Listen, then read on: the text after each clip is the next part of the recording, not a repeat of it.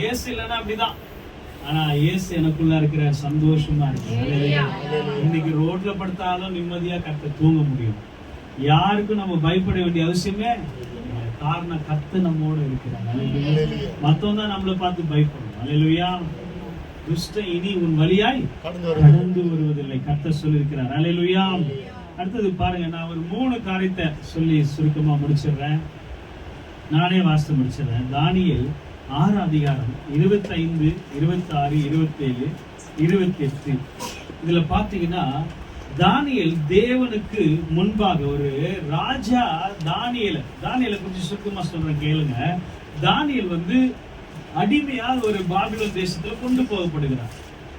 அந்த அடிமையா இருக்கிற அந்த தானியேலை பாருங்க, அவன் அந்த தேசத்துக்கு ஏத்த மாதிரி எல்லாம் சொல்றான். ராஜா கட்டளையிடுறாரு, நீங்க எல்லாரும் இந்த சிலைய வணங்கணும், வணங்கலன்னா உங்களை சிங்க கபில போட்டுருன்றாரு. இந்த தானியேல் ஜால்ரா போட்டா இவங்களை யார் கர்த்தரா வந்து கேட்க போறாரு. இன்னைக்கு நம்ம வந்து ஆண்டவர் வந்து மறுதளிச்சான்னா துதிக்க ஆகிட்டீங்கன்னா சினிமாக்காரனோட அரசியல்வாதியோட ஜால்ரா போட்டா கர்த்தர் வந்து இப்படியே முன்னாடி வந்து கழுத்து நெரிச்சிட கொண்டு போறாரு. ரொம்ப மனதிருக்கும் உள்ள நல்ல நீதி உள்ள நல்ல அன்பான தேவன். அல்லேலூயா. அது அப்படி ஒன்னும் சீக்கிரமா நம்மள யாரையும் ஒன்னும் ஈஸியா எடுத்துட மாட்டார்.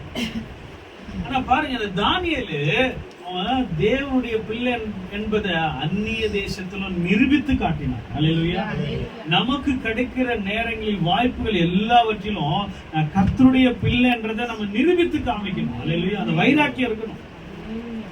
அவனும் சினிமா பாட்டு பாடுறான், நம்மளும் சினிமா பாட்டு பாடுறான். என்ன வித்தியாசம்?